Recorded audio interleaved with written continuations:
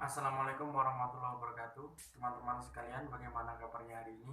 Semoga teman-teman sekalian selalu dalam keadaan yang sehat. Oke, pada kesempatan yang luar biasa ini saya ingin mereview singkat sebuah buku yang berjudul Dasar-Dasar Hukum Perdata Internasional. Buku ini ditulis oleh Dr. Bayu Seto Harjowahono dan diterbitkan oleh PT Citra Aditya Bakti. Kebetulan yang saya bawa atau yang akan saya review ini adalah edisi yang kelima, diterbitkan pada tahun 2013. Pada review buku kali ini saya tidak akan membahas seluruh materi yang ada di dalam buku ini. Saya hanya ingin membahas mengenai inti-intinya saja, terkhusus kepada asas-asas dari hukum perdata internasional. Mengapa saya hanya ingin membahas sedikit atau inti dari buku ini? Karena pada dasarnya para ahli hukum atau seseorang jika tidak menguasai asas-asas hukum atau norma-norma dari hukum itu sendiri, maka argumen yang ia bangun akan rapuh sehingga akan mudah dipatahkan. Hukum perdata internasional sendiri memiliki peranan yang sangat penting. Mengapa? Karena dengan seiring perkembangan zaman, persoalan yang terjadi akan semakin kompleks. Jika ada peristiwa hukum yang melibatkan dua belah pihak yang keduanya berada di Indonesia, maka tentu saja mudah hukum yang digunakan untuk menyelesaikan permasalahan tersebut adalah hukum yang ada di Indonesia. Kemudian bagaimana jika ada permasalahan hukum yang melibatkan dua belah pihak dan juga ada unsur asing di dalamnya? Maka hukum mana yang akan digunakan? Hukum Indonesia kah atau hukum dari negara asing?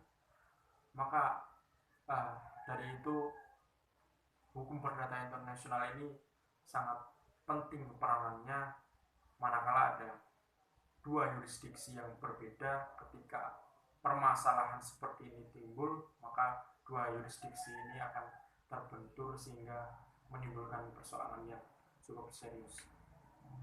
Sebelum saya masuk ke pokok bahasan seperti yang sudah saya sebutkan di awal tadi, saya ingin menyebutkan dulu apa saja materi yang ada di dalam buku ini.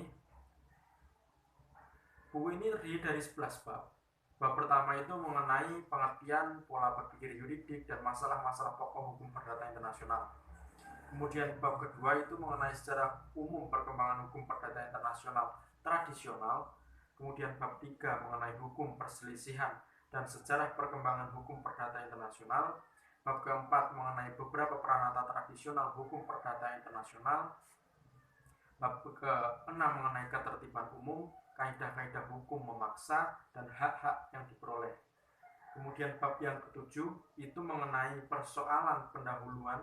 Kemudian bab ke-8 berisi tentang prinsip-prinsip umum hukum acara perdata internasional.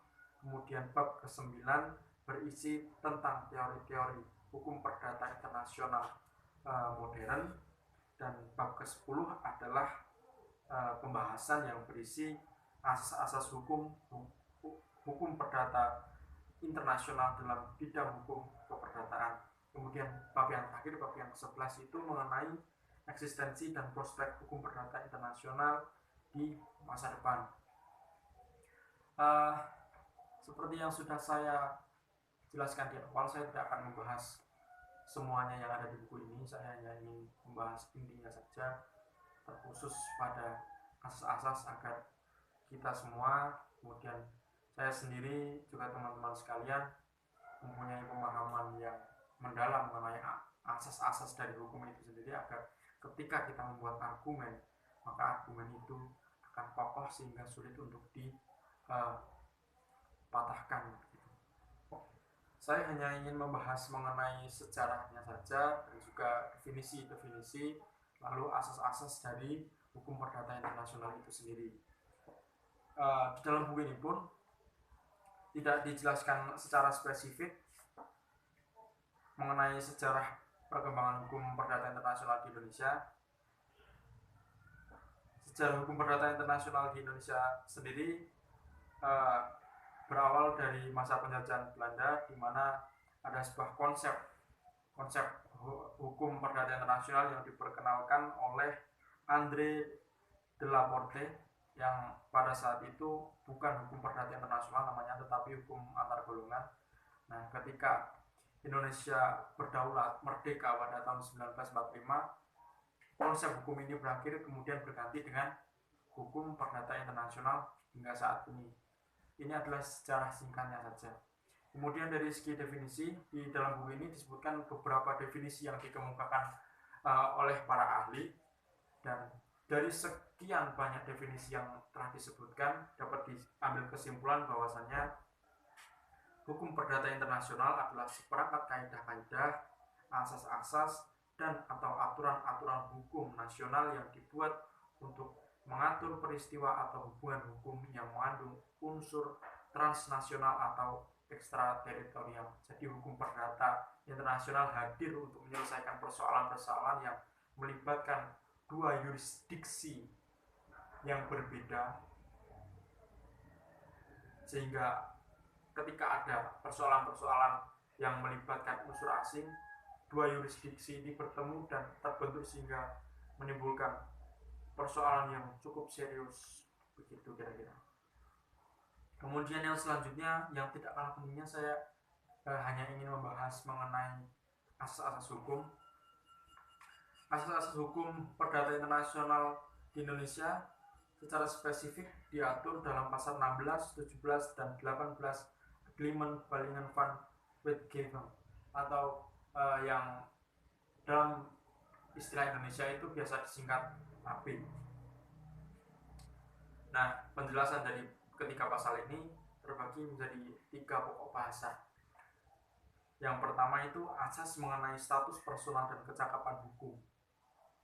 Pada dasarnya, pasal 16 AB ini diatur dalam konteks penjajahan Belanda karena peraturan ini ditujukan untuk menentukan status personal negara Belanda.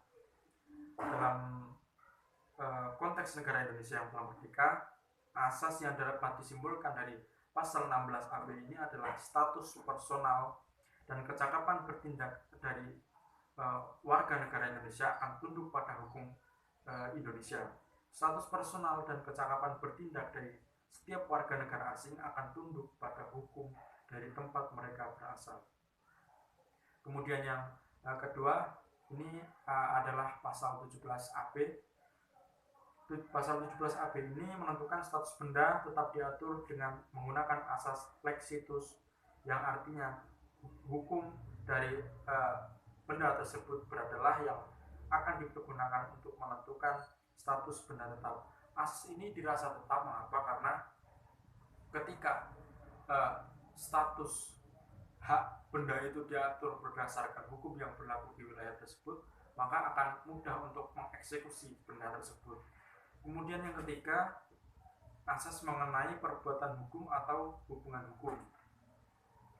Di dalam hukum Indonesia, bentuk, formalitas, dan keabsahan dari sebuah perbuatan hukum ditentukan berdasarkan hukum dari tempat pelaksana atau dilaksanakannya perbuatan hukum, atau dalam bahasa Belanda disebut lex loci actus. Asas ini diturunkan dari asas locus recit actum yang memberi kualifikasi atas bentuk perbuatan hukum tertentu atau atas masalah hukum tertentu berdasarkan sistem hukum di mana perbuatan hukum atau masalah hukum itu terjadi. Apakah sebuah perbuatan hukum adalah perbuatan yang sah atau tidak sah? Apakah formalitas dari sebuah perbuatan hukum telah dipenuhi? Apakah akibat hukum dari sebuah perbuatan hukum tertentu? Semuanya akan ditentukan berdasarkan hukum dari tempat perbuatan itu terjadi. Terus sedikit review singkat dari buku ini. Kalau teman-teman ingin mempelajari lebih dalam, buku ini saya rasa cukup recommended bagi para mahasiswa hukum atau teman-teman yang tertarik dengan dunia hukum, karena di dalam buku ini kita bisa menemukan solusi-solusi untuk menambah literasi kita. Terima kasih. Wassalamualaikum warahmatullahi wabarakatuh.